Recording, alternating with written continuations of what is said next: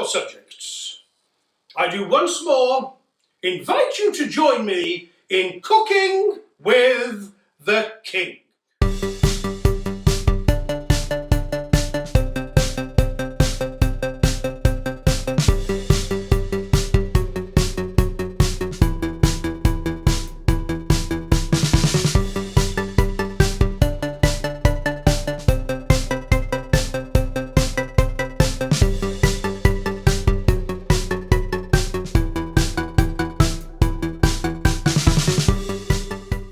Now, this time, I thought it may be appropriate to try a dessert.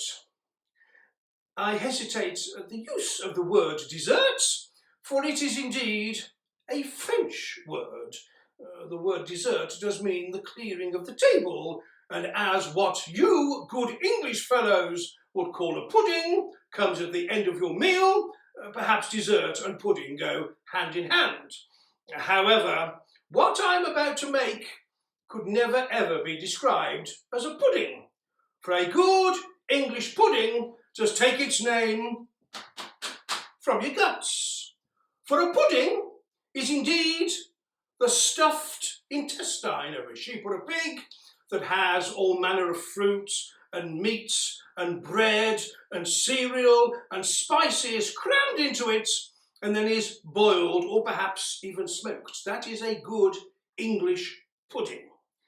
What I'm about to make, which is indeed lemon posset, could never ever be described as a pudding, thus I have to use the word dessert.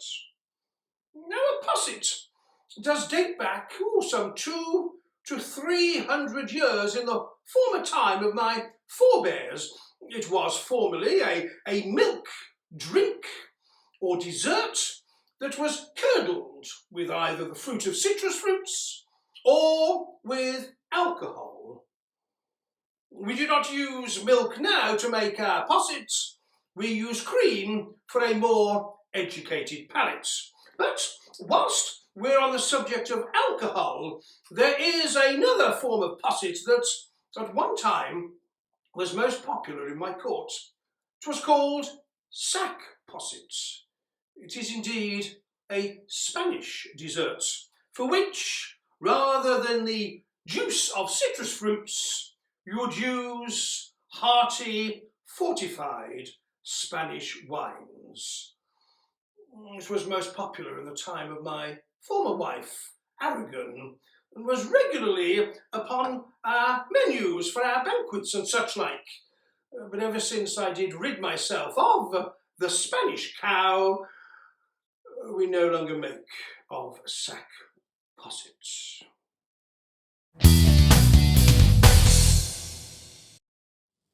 Thus, you do see arrayed before you all the ingredients for a lemon posset. And as this is to be a lemon posset, we do not require this fortified Spanish wine. I think I may attend to that later. Boy, take this wine to my chamber. Thus, we have the ingredients. Here, we have half a pint, or if you prefer, 600 millilitres of double cream. We have here 5 ounces, or if you prefer, 150 grams of caster sugar. Now, some receipts call for a caster sugar that is pre-flavoured with vanilla. You may flavour your caster sugar with the pods of vanilla, or as you see in this instance, we do have vanilla extract. Here we have our citrus fruits. A posset may be made with the juice and the zest of any citrus fruits. On this occasion, it is to be a lemon posset, and so I will use 2 lemons. And finally, you see here, mint. Now, some receipts state that the lemon posset can be flavoured and decorated with lemon, thyme or mint. I did venture my way again to the kitchen garden. I am not familiar with lemon thyme, thus I have brought mint. Now, as I've said, we are to make a lemon posset. which in this instance requires the zest and juice of 2 lemons.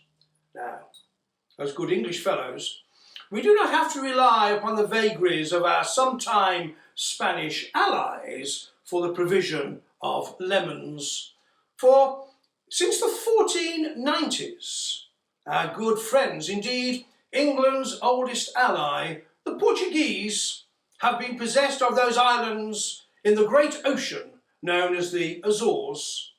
And since those 1490s, we have been in plentiful supply of lemons and other fruits through our good allies, the Portuguese.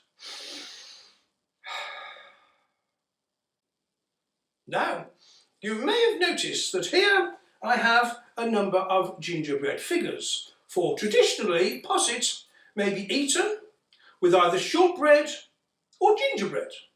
And indeed, I did show you the making of gingerbread figures in our last Cooking with the King. So who do we have here? We have Anne Santet, Queen Anne Boleyn. Here we have Catherine Santet, Queen Catherine Howard. And who is keeping them company? None other than my former good friend, Thomas More. We also have one of my children. I think this is either the Lady Mary or the Lady Elizabeth. Delightful, delightful.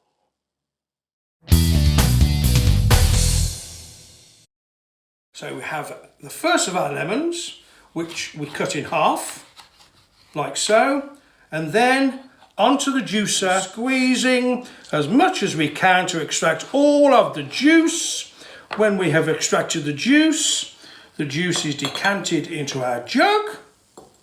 We then take the second half of the lemon, and again we press and press and squeeze, which again we do decant into our jug.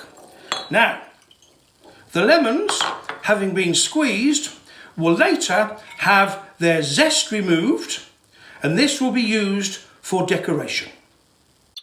Pour the cream into a pan that is big enough to allow the cream to boil up. Make sure all the double cream has been poured from the jug. When the cream has been poured into the pan, we then take the sugar. Now the sugar has already had the vanilla extract added to it. So we drop in the sugar and then we stir the sugar and the cream together. And with the heat beneath the pan, we bring the pan to a boil, and when it has boiled, we then allow it to simmer gently for 3 minutes. As the mixture comes to the boil, then we turn the log down and allow it to simmer for 3 minutes, continuing to stir so the mixture does not stick and does not burn. Continue to stir the mixture as it simmers. Remove the pan from the heat and then whisk in the lemon juice.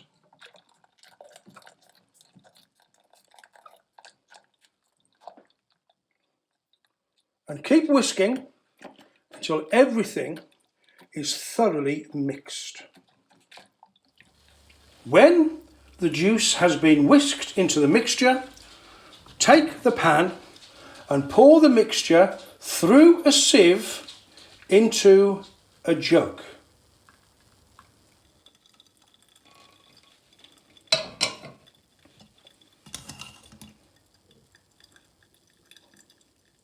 Sieving the mixture allows any sugar that may have caramelized to be removed from the mixture. And here I'm helping the last drops of the mixture pass through the sieve into the jug. And there you can see that which has been saved by the sieve.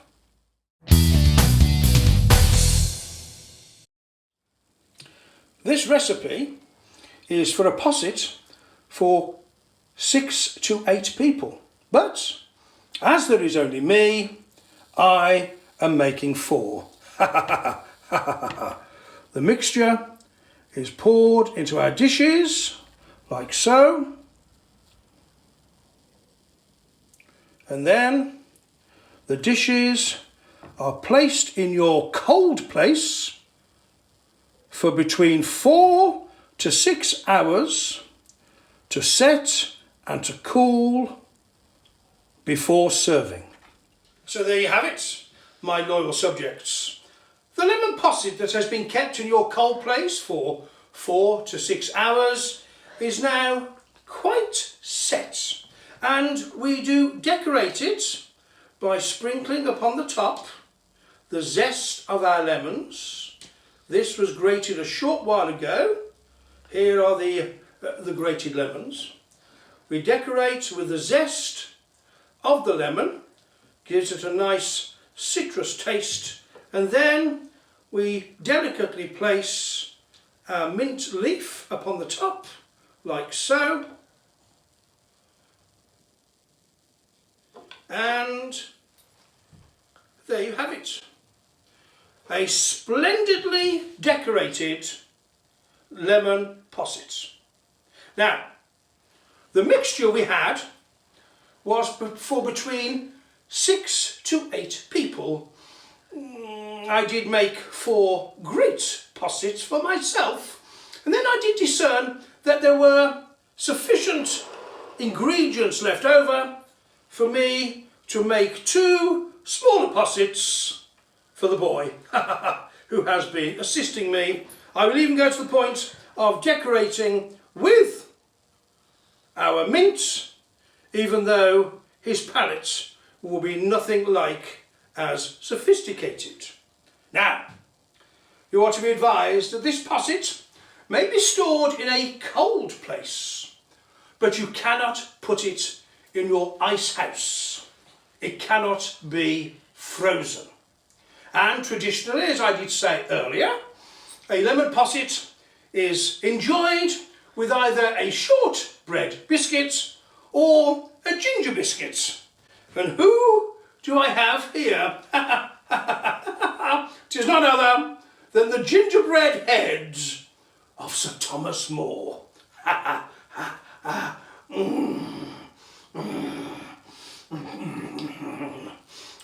Absolutely. Absolutely delicious.